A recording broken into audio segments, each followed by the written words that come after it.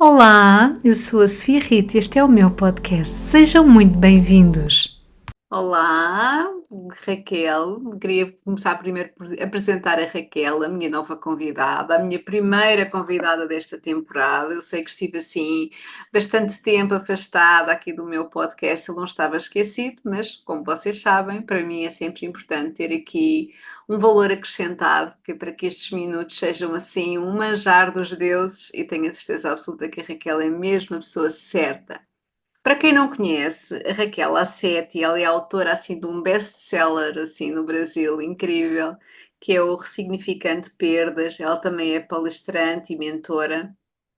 Tem uma página de Instagram enorme, assim, com imensos seguidores, e é sempre muito bom poder lá ir, porque ela realmente, aquilo que eu sinto da Raquel é que de alguma forma tu escreves mesmo com o coração, é algo que não tem explicação mesmo, é assim algo mesmo muito profundo, é mesmo uma escrita muito com o coração e tenho a certeza absoluta que ela pode realmente ajudar muitas das pessoas que me seguem e ser este valor acrescentado. Também vi que também tens um e-book, não era? Que era o Vivendo a Metamorfose, não é? Que é já aqui um processo de transformação, não é? Também vi que tens um menino e uma menina, não é? Já tens dois Sim. filhos? E acredito que a Raquel possa ser importante aqui para a jornada de crescimento de cada um, principalmente desta questão, que, aliás, o tema deste episódio é mesmo o título do livro da Raquel, que é Ressignificando Perdas. E isto do ressignificar perdas é precisamente o título que eu dou, porque de alguma forma eu trabalho a questão da espiritualidade, da comunicação com os espíritos para trazer algum alento àquelas pessoas que perderam pessoas e muitas vezes é de forma repentina, inesperada e acredito que essas ainda são mais dolorosas do que aquelas que nós pensamos que uma doença prolongada é sempre algo muito complicado, mas ao mesmo tempo há uma preparação e às vezes há tanta coisa que ficou por dizer e por fazer, não é? Na questão do luto. E também estás a fazer um curso de psicologia também, não é? Muito baseado nesta questão. Então, Raquel, conta-me um bocadinho da tua história, o que é que te levou aqui? Já sei o que é que levou, já infelizmente já sei o que é que levou, não é? É isto de ressignificar. E o que é isto de ressignificar perdas? Olá, Sofia. Primeiramente, obrigada pela oportunidade de trazer à tona esse tema que é tão importante e tão pouco falado hoje em dia sobre a morte, o morrer, o luto, o ressignificar. Então, obrigada pela apresentação. O projeto Ressignificando Perdas, ele surgiu a partir de diversos lutos na minha vida. Então, eu vivi, as pessoas têm uma crença de que o luto é somente pela morte, pela partida de um ente querido. E na minha trajetória eu vivi diversos lutos. Obviamente que o luto da morte da minha mãe e da minha avó na pandemia do Covid-19, eu perdi as duas com menos de 15 dias de diferença entre uma perda e outra. E, paralelamente, eu também vivi a perda de um relacionamento de quase 5 anos. Eu vivi o luto de um término de um trabalho que eu gostava muito, mas que não fazia mais sentido. Então, a partir disso, eu comecei a estudar sobre o luto e sobre a dificuldade de enfrentar esse turbilhão de sentimentos, emoções. Existe também uma questão muito forte em relação à espiritualidade. Então, quanto a pessoa sofre um luto, ela também tem algumas se aproximam muito mais da espiritualidade, outras se afastam, Exato. né, e perdem, de certa forma, uma crença. E eu comecei a estudar todos os alicerces para me ajudar no meu processo, e a partir disso eu comecei a publicar os meus sentimentos e essa minha jornada de ressignificação. Porque existem perdas que não podem ser superadas, né? Superação. Superar, se você procurar no dicionário, é você vencer algo. E o Uhum. luto, muitas vezes você não consegue vencer ele. Ele vai se integrar na sua vida. Você vai aprender a conviver com essa saudade, com a dor, com a tristeza, e você vai transformar. Então, ressignificar é justamente dar um novo significado para aquele acontecimento. E eu sempre vou pelo caminho do amor, porque o luto, existe um teórico muito estudioso sobre luto, Parks, que faleceu esse ano, e ele dizia uma frase muito forte, que o luto é o preço que pagamos por amar. Então, todos nós que amamos, que temos relações importantes, vamos viver o luto em um momento ou outro da vida. E a gente vive um tabu em cima do luto, principalmente, eu estou aqui no Brasil, depois você me conta como é a cultura em Portugal, mas Vou aqui contar. no Brasil existe uma cultura muito forte de omissão das emoções negativas. Então, a gente vive diante das redes sociais, Instagram, Facebook, todos postam momentos felizes e o enlutado se cobra e se sente inadequado, não se sente mais pertencente no mundo. Então, a gente precisa trabalhar muito informações, autoconhecimento, espiritualidade, porque o mundo de quem perdeu alguém que ama, ele é destruído. E a gente precisa se reconstruir. E a espiritualidade, o autoconhecimento são ferramentas importantes e valiosas nesse processo de reconstrução. Exatamente, é isso mesmo. Nós aqui em Portugal também, de alguma forma, somos iguaizinhos, não vejo assim uma grande diferença. Aliás, nós somos piores, nós somos muito piores. Nós somos normalmente, nós vemos sempre o povo brasileiro como alguém que expressa muito facilmente as emoções, e nós não. Ah, Sem dúvida, Raquel. Nós temos muita dificuldade em dizer eu amo-te, isso é algo que é cultural para nós é muito difícil de facto mostrar as emoções, principalmente se falarmos de Portugal de há 20, 30 anos atrás. Hoje em dia já estamos diferentes, até porque existe aqui uma nova consciência, mas sem dúvida que escondemos muito as nossas emoções, principalmente aquelas que são negativas, sem dúvida que sim, e o objetivo aqui é, no fundo, nós irmos resgatar também estas pessoas que também têm direito a viver, não é? De uma forma feliz e mostrar-lhes que não está sempre tudo bem, não é? O mundo não é sempre cor-de-rosa, não é sempre aquilo que nós vemos nas redes sociais cada vez mais, não é? E como é que se ressignificam disseste algo muito importante, que eu também concordo plenamente, que é, há perdas que não há forma de superar, acho que é impossível, não não há hipótese, não é? Como é que de alguma forma tu conseguiste ressignificar um pouco e eu já vejo muito e sigo-te muito no Instagram e recomendo a toda a gente que o faça, vejo que há momentos em que tu não estás bem, nitidamente, não é? Não estás sempre bem, estás aqui num processo de mostrar que é possível dar um novo significado ao luto, mas que esse luto é duro, não é fácil de superar. Mas como é que de alguma forma tu consegues trazer algum alento, novamente trazer aqui um novo significado àquela dor? Pois é, Sofia, eu acho que o caminho que eu encontrei para levar um pouco de alento para os enlutados é fazer com que eles se sintam compreendidos. Uhum, Porque o que aconteceu no meu processo? Eu tinha uma ligação muito forte com a minha mãe.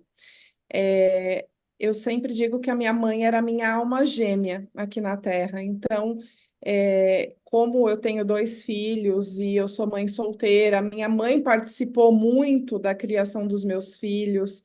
No parto do meu primeiro filho, a minha mãe que estava comigo ao meu lado, não era o pai da criança. Então, eu e a minha mãe, a gente sempre teve uma ligação muito forte. E a partida dela foi algo que tirou o meu chão, desmoronou, porque a minha mãe também era muito jovem, foi uma partida repentina. Imagina, a minha mãe partiu com 57 anos.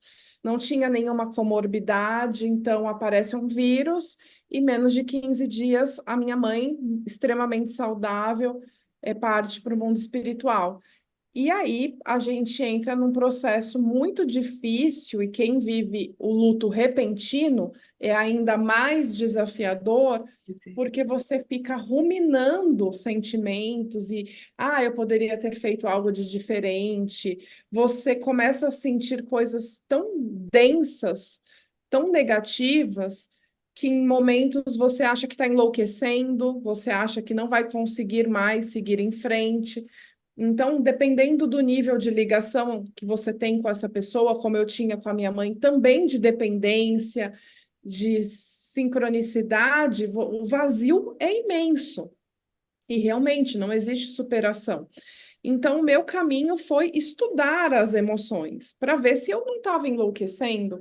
Imagina, a Sofia sabe, eu trabalho em uma editora de livros. Eu leio livros o tempo todo, eu escrevo. E na ocasião eu ainda nem escrevia como autora, eu comecei a escrever de forma terapêutica, para conseguir enxergar um pouco melhor o que eu estava sentindo. Então eu falo muito também da importância da escrita terapêutica como uma forma de você olhar para aquilo de fora, né? Sair um pouco daquela situação e olhar tudo que está acontecendo ao teu redor. Então, o caminho que eu levo hoje, que as pessoas se identificam muito, é delas lerem os meus textos e falarem: nossa, não é só comigo. Uhum. Tantas e tantas pessoas também se sentem assim. Então, essa empatia, levar esse pertencimento, né? Porque quando você sofre o luto, você começa a se sentir desajustado na sociedade que te cobra uma superação muito rápida. Então, as pessoas, uma semana, meus sentimentos, dali 2 semanas. Nossa, vida que segue. Ou você escuta de pessoas palavras muito dolorosas, do tipo, ela descansou. Eu ouvi muito isso da minha mãe. Sua mãe descansou, ela tá bem. Por mais, por mais convicção que você tenha sobre a espiritualidade, sobre vida após a morte, você nunca vai estar preparado para se despedir de quem você ama. Isso é uma dor, independente da tua crença religiosa ou não. Você não acredita em Deus, então você começa a ouvir questões que te machucam ainda mais. Imagina, sua mãe descansou. Minha mãe tinha 57 anos, ela não estava cansada. Claro. Então, os enlutados escutam, às vezes as pessoas querendo ajudar, elas falam mensagens ou palavras que acabam prejudicando ainda mais o enlutado. Ele se sente cada vez mais distante das pessoas. E isso acaba tendo um afastamento. Então, quando eu escrevo ali, olha, você não está enlouquecendo por sentir tudo que você sente. O luto mexe mesmo. O luto é como um dominó, Sofia, porque ele atinge todas as esferas da nossa vida, emocional, a nossa vida social. O luto reorganiza as nossas relações, a gente se redescobre após a partida de quem nós amamos, porque psicologicamente nós somos formados a partir, nós seres humanos, a partir da convivência com outros seres humanos. A Raquel, ela é um pedacinho de cada uma das pessoas que ela convive, que ela tem afinidade, que ela acredita, a Sofia também. Então, a gente vai se formando e se moldando em relação às nossas crenças, valores. E quando uma pessoa muito importante na nossa construção, ela parte, existe essa ruptura, existe uma quebra da nossa identidade. Então, são várias questões, né? Não é só a morte de uma pessoa, é a morte de uma parte sua que nunca mais, né, será resgatada, é a morte de um olhar sobre você que nem você sabe justificar ali. Então, são várias rupturas no trabalho, você precisa de um tempo para você conseguir se reorganizar, muitas questões envolvidas e os enlutados se sentem cada vez mais excluídos. Não me identifico mais com isso, as nossas crenças mudam, valores mudam, os amigos, muitos amigos se afastam e outras pessoas aparecem na nossa vida. Então, o luto, ele é uma bagunça, né? Ele mexe realmente. E quando você valida essas emoções para as pessoas se identificam. E aí elas falam: opa, aqui eu me sinto pertencente, eu sinto que eu não estou maluca, que é normal. E de fato é normal. Então eu decidi também fazer a psicologia, eu já tenho duas formações em psicologia do luto. Trabalho também com terapias alternativas, então reiki e outras terapias, porque é o momento de que cada tijolinho ali é importante nessa reconstrução. E é isso, eu acho que é levar principalmente esse olhar de que você não está sozinho por sentir tudo que você sente. Eu acho que o caminho é por aí. Eu agora fizeste-me lembrar uma situação que me aconteceu há alguns anos atrás e que foi muito complexa. Eu estava a fazer uma consulta, que é aquilo que eu faço quase todos os dias, ah, e fiz um lançamento e a senhora que estava à minha frente, tinha sido a primeira vez que eu a tinha visto, eu fiquei muito espantada porque a senhora parecia que estava morta, que tinha morrido. E eu, por acaso, na minha opinião, talvez eu devesse ter tido ali algum cuidado com as palavras, ah, mas isto já foi para aí há uns 8 anos atrás, mas eu disse-lhe, que estranho, a senhora parece que está morta. Lembro-me das palavras dela. E estou. Eu morri no dia em que o meu filho morreu. Aquilo foi muito duro de ouvir.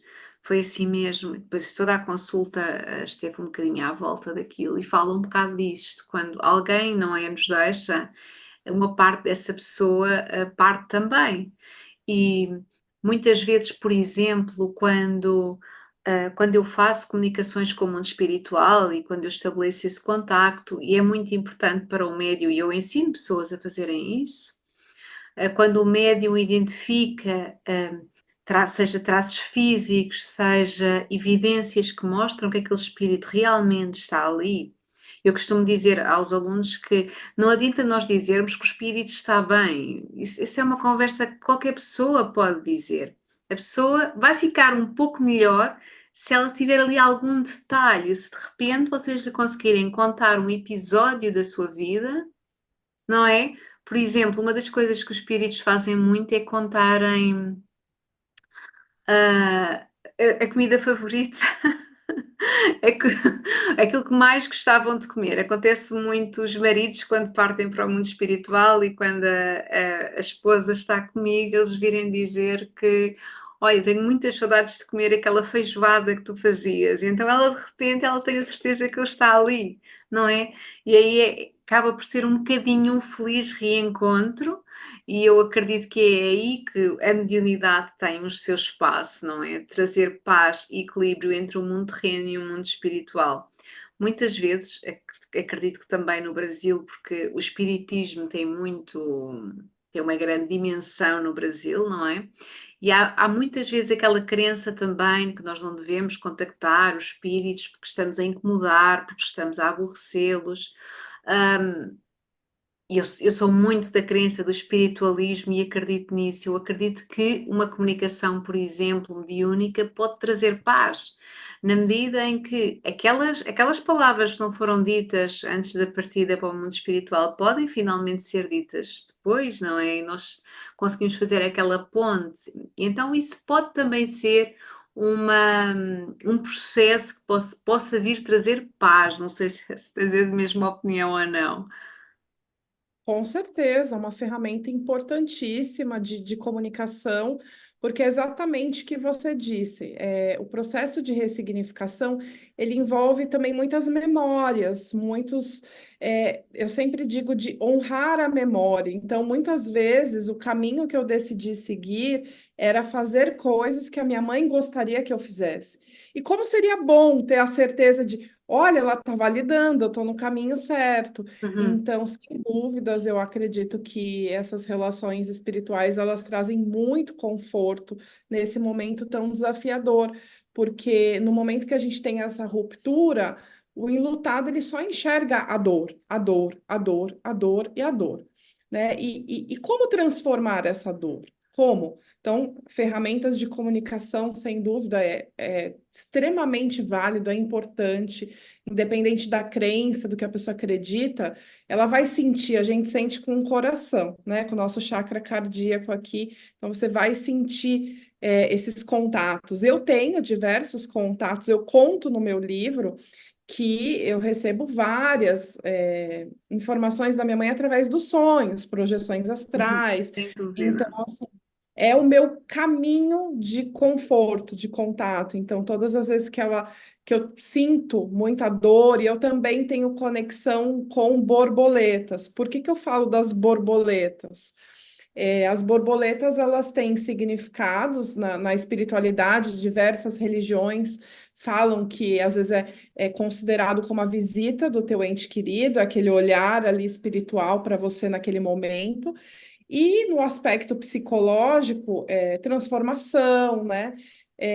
Eu falo muito da metamorfose no aspecto psicológico, fazendo essa analogia com a borboleta, porque você precisa passar pelos processos do luto, que é justamente ficar num período de casulo, né? Esse período Exato. de se recolher, né? Você precisa viver esse casulo, você não pode acelerar esse processo. Então, precisa viver o teu momento de casulo para que você consiga partir para a ressignificação e transmutar essa dor em amor, porque é o amor que fica, que faz essa conexão espiritual, psicológica, de amparo. É o amor que vive entre vocês, porque o amor, ele continua, ele vive em outra dimensão, mas essa ligação de amor, ela vive. Então, eu sempre digo que a ressignificação, ela não vai apagar a sua dor, mas vai te ensinar a caminhar com ela. Porque o luto é cheio de altos e baixos, né? Então, durante o processo, muitas vezes você está aí caminhando, surge uma data comemorativa, um Dia das Mães, dá aquela saudade, dói o peito, vem às vezes alguma emoção difícil, e muitas vezes o enlutado acha que está regredindo, mas não existe regressão, você não anda para trás, você vive experiências e é a partir disso que você vai se reconstruindo, né, nesse momento de ressignificação da sua metamorfose, né? Você está vivendo uma metamorfose e precisa respeitar o seu processo. Olha aqui meu brinco, Sofia, é asa de borboleta, ó. Eu Eu vivo com adoro borboleta. borboletas. Eu, normal, É, a minha blusa é borboleta. eu adoro borboletas também. Olha Aliás, aqui o a meu primeiro borboleta. consultório era só borboletas. Tinha imensas, era as almofadas, era imensas. Porque também realmente a borboleta tem esse significado de transformação e de libertação, não é? De nós nos conseguirmos libertar.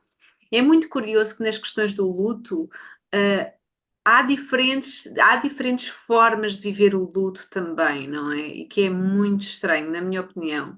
Ou seja, isto eu quero dizer o quê? Que há pessoas, de facto, têm essa fase do casulo em que ficam fechadas, há outras pessoas em que têm comportamentos quase eufóricos. É estranho, não sei se alguma vez já assististe, não é? Pessoas que ficam, parece que não se passa nada, e há um momento depois no futuro em que lhes cai a ficha.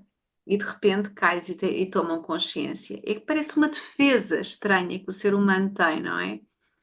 Que já aconteceu, já vivenciei situações dessas, de pessoas que perderam alguém muito próximo e não conseguem parar de rir. É uma forma estranha de fazer piadas à volta daquilo. No fundo, é uma defesa que as pessoas têm e que é estranho para nós, não é? Que imaginamos sempre aquele processo mais duro, mais difícil. Claro que depois, no futuro, há sempre aquele momento em que lhes cai a ficha e percebem que, de facto, aquela pessoa já não está ali. Enfim, é mesmo isto. Sem dúvidas, a gente também, eu faço mentorias com enlutados, eu ouço diversos enlutados, tem os enlutados que vivem o luto de uma forma muito intensa e tem alguns que tentam escapar da dor, né? Tentam ali fugir. Porque o que acontece? O luto, hoje, a teoria que mais explica o processo de luto, Sofia, anteriormente era difundida as fases do luto, onde a doutora Elizabeth Kubler-Ross, que era uma psiquiatra suíça, ela estudou o processo de cuidados paliativos, o processo do morrer. Então, ela criou as fases do luto baseado na sua própria finitude. Imagina eu, Raquel, sendo diagnosticada com uma doença terminal e tendo que enfrentar o meu próprio processo de morrer. eu vou enfrentar isso de uma forma bem diferente do que, por exemplo, um filho meu ao lidar com a minha partida. Então, as relações não se enquadram muito nas fases do luto. E essas fases, elas acabam engessando o luto como se ele fosse um jogo, você fosse passar de um nível para o outro, e, por exemplo, você está na não aceitação, você está barganhando, enfim. E aí, se você passa por uma fase anterior, você está regredindo, e como eu disse, não tem regressão. Então, novas teorias foram adotadas, estudadas, e hoje a teoria mais difundida sobre o luto é sobre o modelo dual do luto. O que que é o modelo dual do luto? O luto tem duas esferas, a dor e a reconstrução. E você vai, um dia você está se restaurando, você está no processo, hoje eu estou otimista e tudo mais. No mesmo dia você foi no mercado, você teve um gatilho, você vai viver a perda.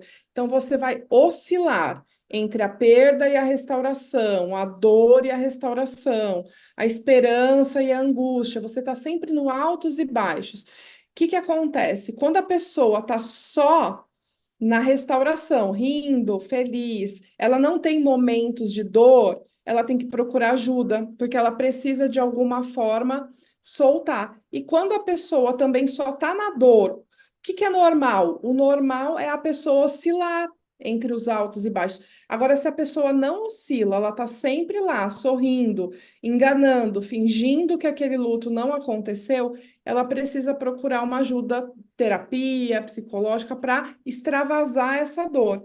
E quem está vivendo a dor profunda precisa procurar terapia para ter os momentos de esperança. Então, é muito importante viver Ok, essa situação. É ok, muito sim, importante importantíssimo. viver. Não tinha ideia mesmo. E isso demora mais ou menos quanto tempo? Claro que depende, não é? Do tipo de luto que é. Mas o que é suposto, o que é que a ciência identifica mais ou menos como um tempo razoável para a pessoa conseguir aceitar, pelo menos, não é? Porque é difícil a questão da aceitação. Nós podemos dizer que aceitamos, mas na realidade lá dentro não aceitamos. Até aquilo estar em É, paz, não é? a gente tem uma crença de que aceitar é concordar. Eu nunca vou aceitar a partida de quem eu amo. Você tem que ressignificar a palavra aceitação no processo de luto. Uhum. Não como uma concordância, mas como uma compreensão de que os fatos aconteceram, de que nada poderia ser modificado e que você, como ser humano, jamais teria o controle sobre a vida humana. Então, quando você troca a palavra aceitação por compreensão, eu compreendo que esse luto aconteceu, que essa partida aconteceu. Então, eu tento trabalhar muito esse aspecto no processo com as pessoas que eu converso do grupo e as orientações que eu dou em geral a partir dos conhecimentos que eu possuo. O que eu digo é que as relações são únicas. Não é mesmo, Sofia? Então, o amor que você tem por um filho é diferente do outro, do seu marido. Cada relação a gente constrói como uma impressão digital, assim. Você tem uma relação com cada pessoa de uma forma muito distinta. E o luto vai ser muito diferente de pessoa para pessoa. Então, por exemplo, eu já vivi vários lutos na minha vida, o luto da minha mãe, o luto da minha avó, o luto do meu avô. Então, cada luto a gente vai viver de uma forma diferente. O que que vai diferenciar? O nível de relação que você tinha com essa pessoa, o nível do quanto essa pessoa representava na sua vida. E a gente sempre diz, o luto não tem prazo de validade, ou seja, não tem um tempo. O que a gente diz é que aquele luto agudo, aquele luto que dói, que Uhum. você. Ele tem sim, a gente precisa integrar ele. Então, em média, esse luto doloroso, esse luto agudo, ele vai demorar aí, em média, vamos colocar 2 anos, 1 ano e meio, varia de pessoa para pessoa. Tem pessoas que em Uhum. 6 meses já sai do momento agudo, mas ela sempre vai carregar o luto ali.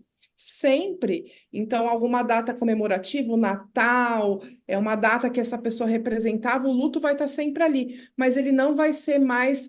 Você vai crescer em torno da dor, você não é mais a dor, né? Você não é eu sou a dor, você tem essa dor vive dentro de você.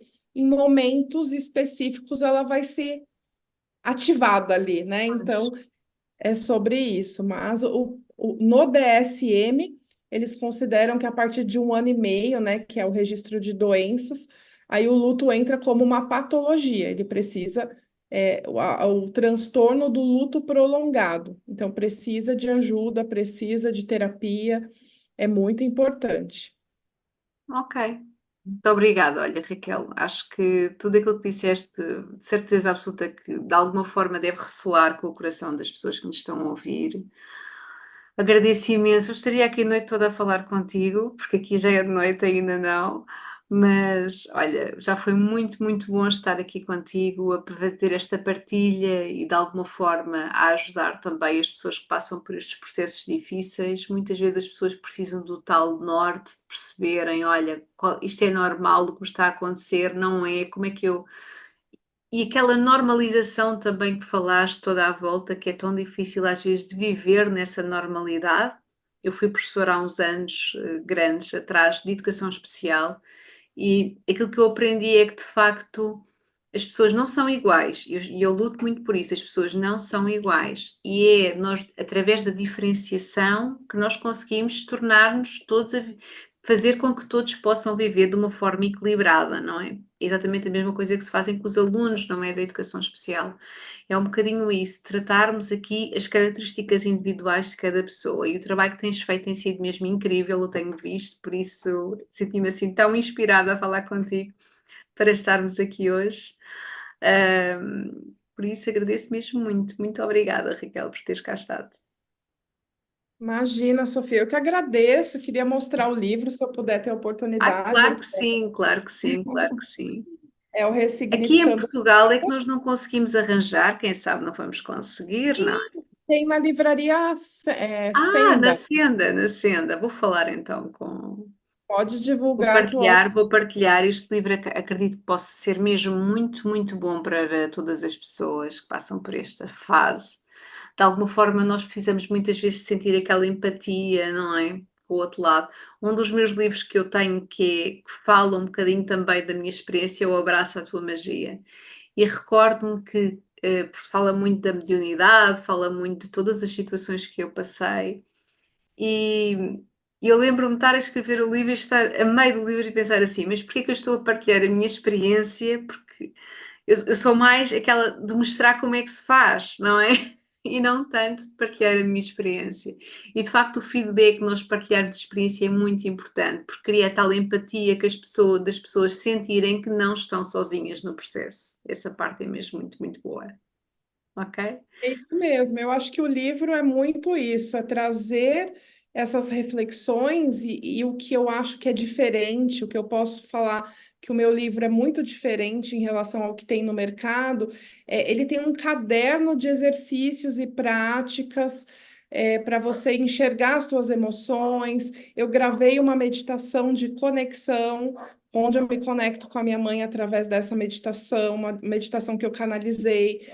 Então, tem toda essa questão espiritual também, Lindo. sem nenhuma conotação religiosa. Então, independentemente da religião, ele tem um baú de ferramentas para te ajudar a enxergar suas emoções e ressignificar, transmutar essa dor através do amor que fica.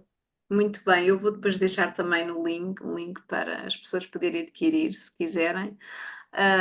Mas realmente é muito bom. Nós não temos assim tanta coisa, acho eu, sobre luto, também não é assim o tema que eu mais procuro, precisamente porque é um tema um bocadinho tabu, ninguém quer ser confrontado com a dor. Eu também não gosto de ser confrontada com a dor, eu gosto de ajudar as pessoas a comunicarem com os espíritos, mas eu sei que é doloroso, então eu tento evitar a dor, é normal, eu acho que o ser humano todo faz isso.